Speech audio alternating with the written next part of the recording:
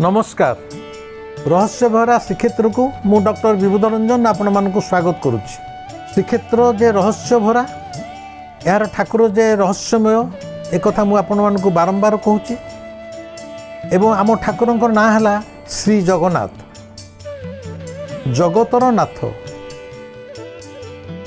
जगतर नाथ कहले कौन से केवल आम पुरी लोकंकर पई केवल आम ओडिशार केवल आम भारतवर्षर ना ए समग्र जगतर नाथ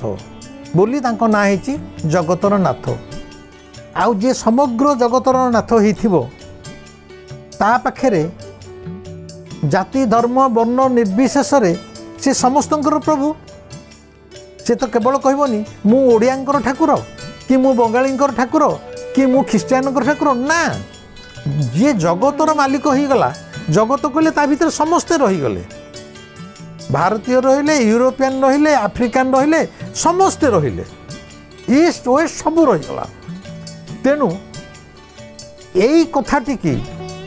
सी सबुबले तांको जीवन में प्रतिपादन करिसंती किए स्वयं श्री जगन्नाथ। से जणे देइचंती जे मो पई जाति धर्म किछि नाही। एवं यही जो रथ यात्रा होची से होची कहीं प्रति वर्ष जो रथ यात्रा होची एमिति विश्व रे कौन सी ठाकुर नाहांती जी थरे सिंहासन उपरे माने बसी गलेनी पूजा पाइलेनी प्रतिष्ठा हो गले कौन सी मूर्ति की देखुं सिंहासन उपर तलू ओल्लैक आसुँच से पत्थर हो काठर हो पितल हो जहा हो जी थरे सिंहासन में बसीगला से मंदिर भांगिया जाए से बसिक रहिले। ये किंतु विश्व रे एकमात्र ठाकुर जी रत्न सिंहासन स्वयं निजे वर्ष को थरे साधारण मनुष्यों भीतर को पशि आसुंच कहीं से निजे जानी आम पुरी मंदिरटा जेहेतु हिंदू मंदिर एवं आम मंदिर आगे लिखि दि जाइए एथेरे माने besides Hindu all other are not allowed लिखाई माने हिंदू मान छड़ा अन्य मानक प्रवेश निषेध। किंतु जगन्नाथ को देखा मुसलमान भीतर भी प्राण व्याकुल होची ख्रीस्टियान भीतर प्राण व्याकुल होची एवं साधारण छुआ अछुआ समस्त व्याकुल से मानू दर्शन देवाई से चली आसुँच ता भीतर से मुसलमान हो ख्रीस्टियान हो जो जातिर हो से प्रतिपादित करुँच मु जगतर नाथ मु समस्त के कोड़े नापी मो हाथ जोड़िक प्रसारित की रखी आस समस्ते मत आसी कुंढाओ यही गोटाक से प्रतिपादन तांकर अतीत भक्त पाई करिचंती। केमिति गोटाए वर्ष रथ यात्रा रे रथ बाहुडा रे रथ आसूची ठीक बड़गंडी पाखे हठात रथ दुम किन रहीगला किछ समय समस्त अपेक्षा कले तापर घंट बाजिला हरिबोल हुलहुली पड़ला डाहुक आसिक डाहुक गीत बोलिला किंतु रथ जेते भिड़ा है रथ गला नहीं जेते भिड़ा है रथ गलानी समस्ते आश्चर्य काबा कि रथ जाऊनी कहीं किसी तो असुविधा है डाहुक पुणी छिड़ा होगी बेत हल कि गीत बोलू थाए पुणी रथ टाणिया निर्देश दिया थाए तथा सुधा रथ जमा इंचे घुंचला नहीं समस्ते बड़ा प्रमाद गणिले बहुत भी आमर किसी भूल भटका होगला। राजा सांगे सांगे ठाकुर पाखे अधिया पड़े जिते किसी अघटन घटे कि घटना घटे आईदर राजा अधिया पड़े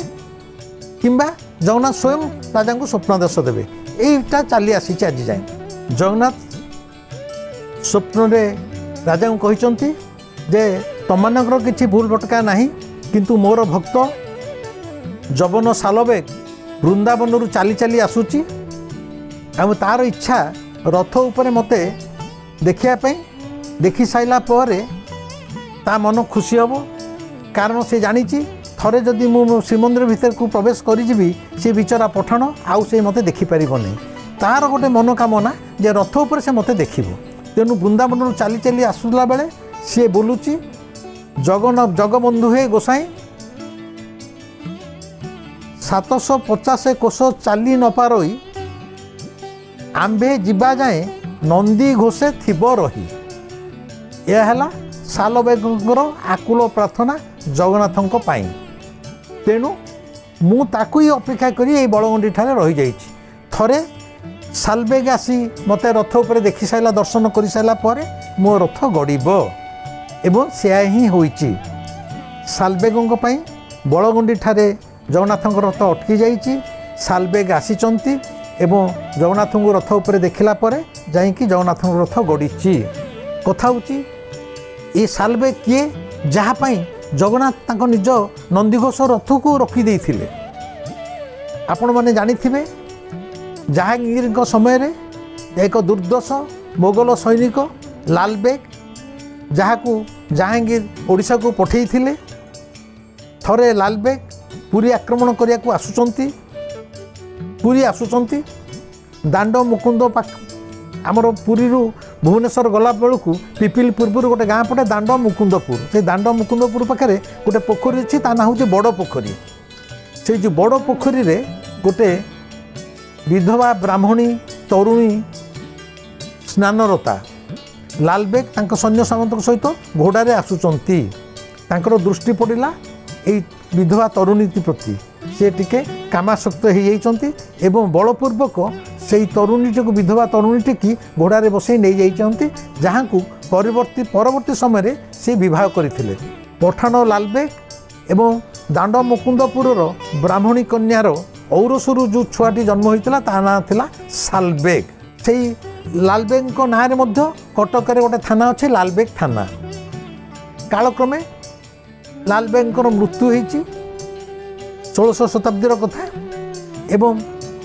तांकर पत्नी ये जो विधवा ब्राह्मणी कन्याटी से दांड मुकुंदपुर तांको बाप घर को फेरी आसी। सी जेहेतु जगन्नाथ भक्त थिले से पिला बेलू सालबेगों भितर ये जगन्नाथ प्रति प्रीति भक्तिटा सृष्टि करियारे मार भूमिका बहुत थिला। कहा जाए कौन से एक युद्ध रे तांको बापा सहित सालबेग युद्ध करू करू बहुत क्षत विक्षत होते देह सारा घा हो जाइथिला। से गोटा आदौ कौन थे सुखु नथिला।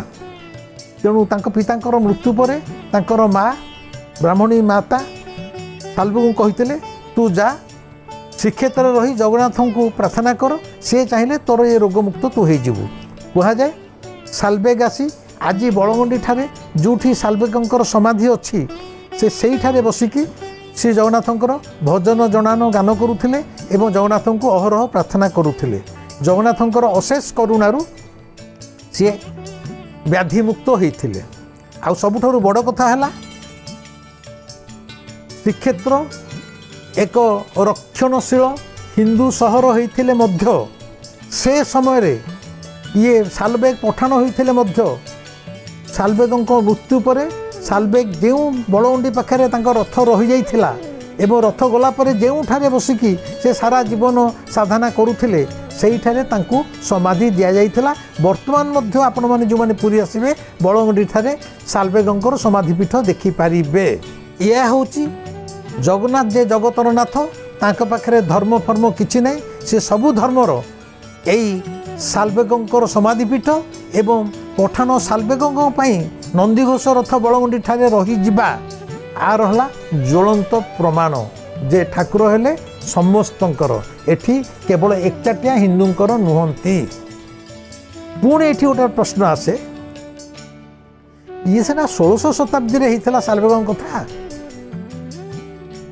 आकु के कहि देई पारे मन गड़ा कहानी आजिकल तो हेतुवादी मन कहउचंती किंतु यही 2016 मसीह मध्य से भली गोटे घटना घटिला। कौन 2014 पर ठारू रथ उपरे जाई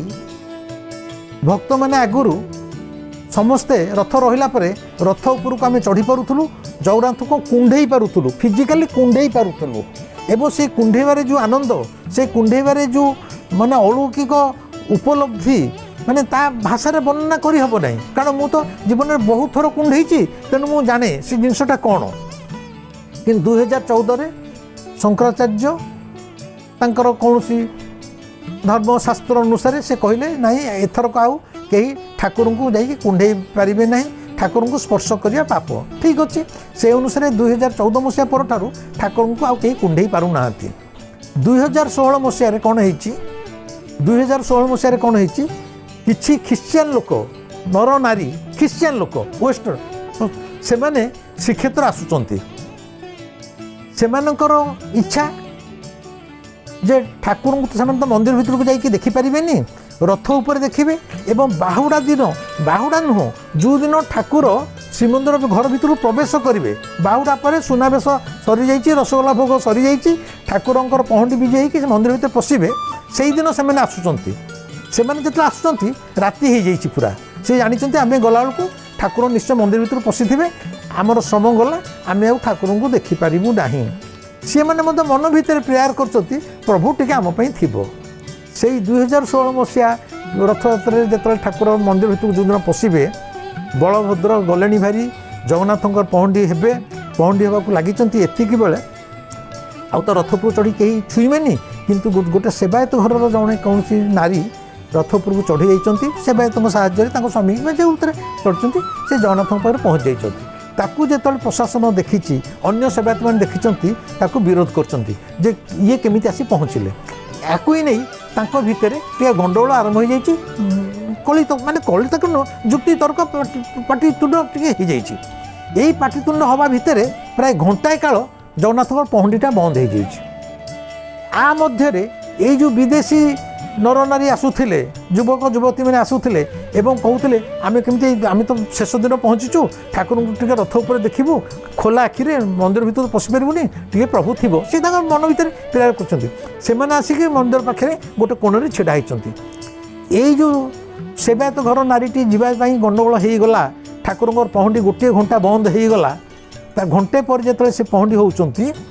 एमाने जगन्नाथ को रथ उपरे एवं पहंडी देखार सुजोग पाई जोटा कि परवर्ती समय जना पड़ा जो अन्य पचार आपड़ एत रात हठात पहुँचले ना आम जगन्नाथ को रथ उपर देखार इच्छा नहीं कि आसीलु किंतु भय था काले ठाकुर चलीजे कि प्रभु एत माने आम मन कथा जानीपे तेणु जना पड़ा जे से जो नारीटी जाकि पहुँचला जो गंडगोल है ठाकुर घंटाए पहंडी बंद हो गला ता केवल